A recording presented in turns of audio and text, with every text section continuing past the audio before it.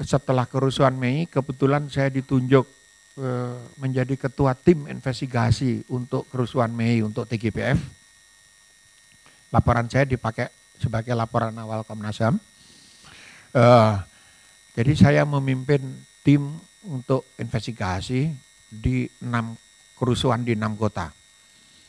Pada saat ujung itu dari ke 98, begitu kerusuhan Mei selesai, Presiden membentuk, tanda tangan Presiden, ditandatangani 7 menteri dan 17 LSM. Sehingga sebetulnya sangat kuat sekali posisi waktu itu, tapi semangat yang saya bawa adalah sebuah rekonsiliasi seperti di Afrika Selatan. Yang salah ngaku dosa. Ya saya memang menculik, saya ngaku salah, tolong jangan dihukum saya, karena itu sudah masa lalu, tapi hukumannya tidak boleh ikut pemerintahan yang baru. Ini tidak dilakukan. Sehingga berlakulah impunitas. Impunitas itu adalah orang yang bersalah tidak dihukum sehingga kesalahan itu berulang. Karena apa? Karena yang jelas-jelas salah tidak dihukum dan tidak mau ngaku salah, malah ikut dalam pemerintahan baru. Kejahatan HAM itu tidak mengenal kadaluarsa. Ini kenapa polisi meloloskan kandidat dengan track record seperti ini. Harus dicatat bahwa syarat mendaftar di KPU itu adalah SKCK, surat keterangan catatan kepolisian. Jadi kalau Prabowo maling ayam, nyopet di pasar Boplo sana, ada catatannya. Tapi kalau menghilangkan nyawa orang ya, atas nama negara, nggak ada catatan. Itu bukan ranahnya polisi. Karena kejahatan kemanusiaan, pelanggaran HAM itu bukan ranah polisi. Ya jadi aman-aman aja. Maling ayam tidak boleh jadi presiden gitu. Tapi maling nyawa orang boleh. Nah ini, dan tidak mungkin aturan hukum itu ditegakkan. Kenapa? Ini masalah power play, kekuasaan politik. Ingat bahwa Prabowo waktu itu adalah menantunya Presiden Soeharto. Anda nggak bisa ngebayangin yang tidak hidup di zaman Soeharto, bagaimana di ruang kuliah, di lembaga yang terhormat seperti Universitas Indonesia aja, dosen tidak berani berbicara. Begitu ngomong, tembok itu semua ada telinganya. Gitu. Jadi kita betul-betul tidak bisa bergerak. Kemudian tahun 98, sebuah turbulensi politik yang luar biasa. Dan pilihan jalan kita adalah reformasi, bukan revolusi. Karena korban revolusi adalah anak-anak revolusi itu sendiri.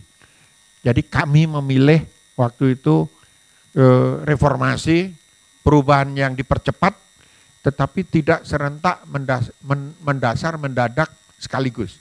Kalau itu revolusi namanya. Karena pilihan itulah yang mengantarkan kita ke sebuah negara, sebuah bangsa yang bermartabat.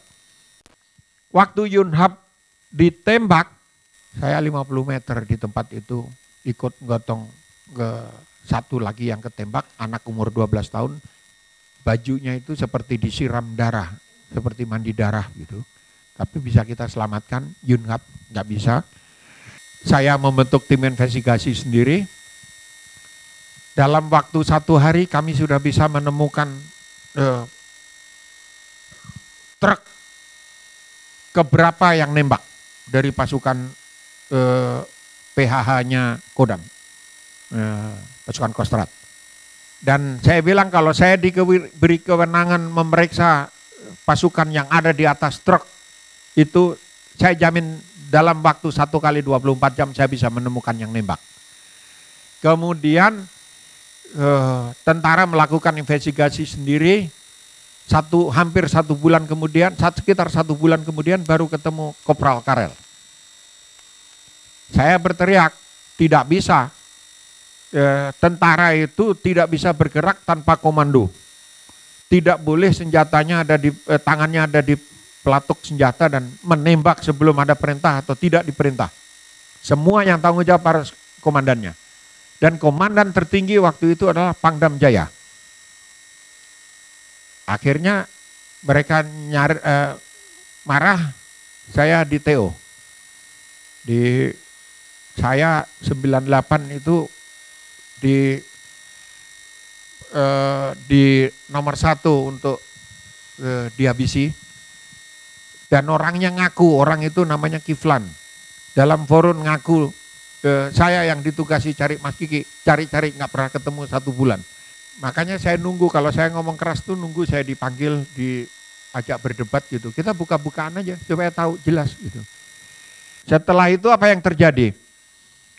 Ini penculikan-penculikan tuh prosesnya dari tahun 97. Sebagian bahkan sebelum saya ada di Indonesia. Ketika kemudian tekanan politik membesar dan arah perubahan ini bola liar, belum jelas kemana, mulai bermunculan nama-nama kasus ini dan mereda, penculikan-penculikan itu mereda, hilang, lalu berhenti. Tapi kami sempat menjemput Desmond ke bandara. Saya langsung pergi begitu dilepaskan Pius pulang ke Palembang. Besoknya saya susul ke Palembang, kami diskusi dan waktu ngobrol itu rumahnya masih dikepung intel dan Pius masih menangis bercerita caranya disiksa. Nah, kalau Anda tanya saya kenapa mereka sekarang ada di Prabowo, dalam teori penculikan itu ada istilah Stockholm Syndrome. Orang yang diculik itu jatuh cinta pada yang menculik. Jatuh cinta itu bisa karena hatinya, karena rasa sayang, bisa karena duit, bisa karena kekuasaan, bisa karena apa saja. Silahkan tafsirkan sendiri. Untuk yang belum kembali, berbanggalah Anda punya orang tua yang tidak pulang daripada punya orang tua yang jadi penjahat. Berbahagialah bahwa Anda dilahirkan jadi anak orang yang pantas dicatat oleh sejarah ini. Dan pada saat penculikan itu, saya sudah memimpin tim investigasi untuk kerusuhan Mei. Pada saat yang bersamaan, kira-kira 3 minggu atau 1 bulan setelah saya bekerja, itu TNI membentuk DKP, Dewan Kehormatan Perwira, untuk mengadili Prabowo. Karena apa? Karena ada proses peradilan Mahkamah Militer untuk anggota timnya. Dari 9 orang yang dilepas waktu itu, diperoleh informasi mengenai orang-orang yang menculik ini, polanya, modusnya dan segala macam. Akhirnya diadili, pangkat tertingginya Kolonel Khairawan waktu itu, Wawa, dan dari 2 tim, 1 tim Mawar, satunya lagi tim Merpati. Saya nggak tahu kenapa yang dipilih Mawar sama Merpati. Kalau Mawar kan jelas ada durinya gitu loh. Kalau Merpati, kenapa gitu? Kenapa nggak kalah jengking atau apa yang jahat gitu kan? Nah, mereka diadili, akhirnya dipecat. 10 anggotanya dipecat dan ditahan, saya lupa kalau nggak salah 2 tahun di penjara itu. Saya nggak ingat angkanya, tapi di penjara hukumannya. Nah, dari pengakuan mereka merujuk semuanya pada perintah Prabowo. Akhirnya dibentuklah Dewan Kehormatan Militer. Dewan Kehormatan Militer ini karena yang diperiksa bintang 3 waktu itu sudah bukan Danjen Kopassus lagi Prabowo. Pada saat naik kemudian dia Pangkostrat, sehingga ketua DKP adalah Kasat. Ketua DKP Kasat, anggotanya semua bintang 3 itu harus jadi anggota. Jadi ada Yusuf Kartanegara, ada Ari Kumaat, ada SBY. Lalu pertanyaannya, kenapa soal SBY ini tadi, kenapa ke Jokowi enggak, ke Prabowo malu-malu gitu. Anda tidak tahu bahwa SBY itu pernah digebuki Prabowo waktu di Akmil, di Akabri waktu itu. Kenapa? Tidak ada orang yang bertanya dalam catatan biodatanya Prabowo, harusnya lulus tahun 73, kenapa lulusnya tahun 74? Ini nggak ada orang yang nanya. Katanya Prabowo pinter, kok nggak naik kelas gitu. Berarti ada yang lain kan? Yaitu tadi, gebukin SBY gitu. Jadi ada Prabowo, Ria Mizard, Yudi, sama ada satu lagi, 4 orang. Itu kabur ke Jakarta karena ada acaranya Titik, masih pacaran, waktu itu balik ke sana, ketahuan dihukum sama gubernurnya itu bapaknya Ani Yudhoyono, namanya Jenderal Sarwoedi, gubernur Rakabrinya. Nah ketika mereka tahu, loh kok ada yang tahu, satu-satunya orang yang tahu adalah SBY karena dia diajak nggak mau gitu. Akhirnya hari Senin habis dimarahin, hari Minggu ketangkep, hari Senin dimarahin, Senin malamnya mereka tanya-tanya sampai bonyok-bonyok gitu. Ini background kenapa nggak mungkin Prabowo ke sana, ya meskipun kemudian besannya di sana, akhirnya dia dukung tapi nggak terang-terangan. Ini masalah gengsi, dulu digebuki kok sekarang dukung gitu. Lain dengan Amin Rais, kalau dulu kan dia ngomong bawa Prabowo ke Mahkamah Militer. Berkali-kali headline di Kompas gitu. Biasanya kalau selesai memeriksa, mereka di KP itu datang ke posko kami dulu di sekretariat untuk tim investigasi itu di Jalan Hang Tuah Raya nomor 3. Sekarang jadi tempat spa atau pijit-pijit nggak tahu saya. Ada di situ. Dan kami sharing. Yang menarik adalah setiap kali datang Agung Gumelar pasti marah-marah sebagai anggota DKP. Karena apa? 3 kali diperiksa Prabowo nggak pernah mau ngomong. Nama Prabowo Subianto. Letnan Jenderal TNI NRP sekian. Saya gunakan hak saya untuk tidak bicara.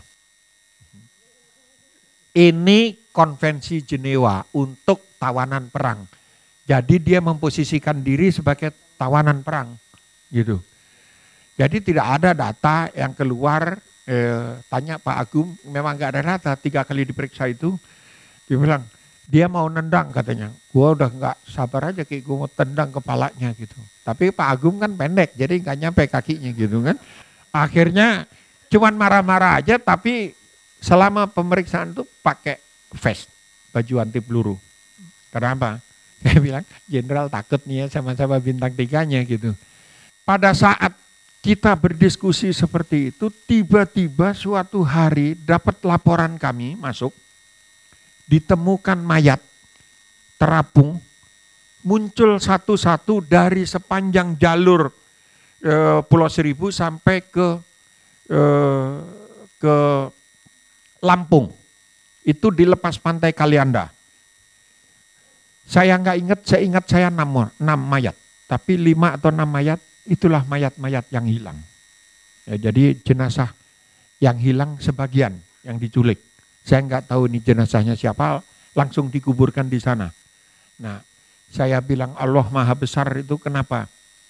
Mayat itu semua muncul lepas dari pemberat beton yang dicantolkan di kakinya. Nah, jadi diberi pemberat, ditenggelamkan semua. Ya, kita tidak tahu karena apa? Harus dicatat bahwa yang kembali 9, yang ditemukan mayatnya 1, ya, sisanya yang 13 itu belum ketemu, itu yang tercatat. Yang tidak tercatat masih banyak lagi. Kami menemukan 1 mayat dengan tusukan bayonet di Cemorosewu. Cemorosewu itu perbatasan Jawa Tengah dan Jawa Timur, yang biasa dipakai untuk naik Gunung Lawu. Polisi waktu itu masih di bawah ABRI, jadi tidak ada. Kalau ditanya, kenapa nggak dibawa ke pengadilan International Court of Justice di Den Haag sana? Bukti forensiknya nggak ada, mana ada polisi bisa meriksa pada tahun-tahun itu. Sudah pasti nggak bisa, nggak ada gitu. Dan ini data tidak pernah diungkap. Banyak data yang akhirnya saya sembunyikan ya untuk catatan sejarah saja, saya depositokan di sebuah tempat di atas muka bumi ini. Kenapa? Secara hukum yuridis nggak mungkin ini diselesaikan kok. Karena ini pertarungan kekuasaan dan mereka masih berkuasa terus. Ingat, mau mengadili Pak Harto aja nggak bisa. Kita ini mau mengadili Pak Harto tuh nggak bisa. Sudah jelas-jelas MPR memutuskan. Sudah jelas-jelas sudah dibuat di perkara sidangnya ditentukan di Departemen Pertanian yang di Pasar Minggu itu. Sudah ada sidangnya, Pak Harto nggak pernah datang, katanya sakit gitu. Sakit terus gitu. Dan akhirnya nggak jadi disidang sampai hari ini gitu. Begitu juga tuntutan untuk Prabowo disidang misalnya di Mahkamah Militer kan. Itu bahkan termasuk dari Amin Rais. Itu di koran di halaman 1 terus keluar, mahmilkan Prabowo gitu. Ya angin sepoi-sepoi basah aja. Ya, saya mau menutup ini dengan proyeksi ke depannya. Sekarang begini, banyak disebut, wah ini black campaign, ini negatif campaign. Kalau atas nama black campaign, kita tidak boleh tahu calon pemimpin yang kita pilih, ini bangsa ini udah keterlaluan gitu. Kita ini memilih pemimpin kok kita nggak boleh tahu ibu-ibu yang punya anak gadis boleh ngelamar nggak karena itu duda gitu kan? Kan boleh, kita harus tahu pemimpin kita duitnya berapa, dapat duitnya dari mana gitu. Kalau Prabowo punya istal kuda di Jagorawi, banyak kuda di situ, itu kudanya siapa? Kudanya Herman Sarens, kuda teman-temannya yang lain, bukan semua kudanya dia. Tempat itu punya siapa? Punya Pak Zakir itu, yang punya golf Jagorawi. Nah, kalau 6 bulan karyawannya di Kiani Nusantara, bukan Kiani Kertas, Kiani Nusantara itu tidak digaji, dulu punya siapa, punya papasan, kan kita harus tahu. Kita harus tahu dong, ini masa presiden kita nggak boleh tahu duitnya berapa? Gitu. Kita tidak boleh tahu duitnya dari mana, ini bukan black campaign. Ini bagian dari pencarian identitas yang mau mimpin bangsa ini siapa gitu. Obama itu bapaknya dari Afrika, pulang punya istri 16 lagi, jelas kok dibuka semua, tidak ditutup-tutupi. Dan itu tidak ada pengaruhnya. Tapi kita harus tahu, Prabowo punya anak berapa, istrinya siapa, kayak gitu. Jadi jangan takut, kenapa? Kita harus tahu. Orang yang A sampai Z balik lagi ke A, yang paling tahu itu Pak Luhut Panjaitan. Luhut itu 9 tahun jadi atasannya dan mereka kemana-mana latihan bersama di GSG 9 di Jerman, di ke Mossad, di SAS Inggris, di Greenberry Amerika, bareng-bareng semua. Saya tidak mau Prabowo jadi presiden karena dia penjahat HAM. Nah, karena tidak mau, caranya seperti apa? Ya harus dukung Jokowi. Loh ini lain nih, ini persepsinya harus lain gitu. Jadi saya nggak kampanye, kalau kampanye kan saya ngajak dukung Jokowi. Yang saya lakukan adalah mengajak tidak mendukung Prabowo itu.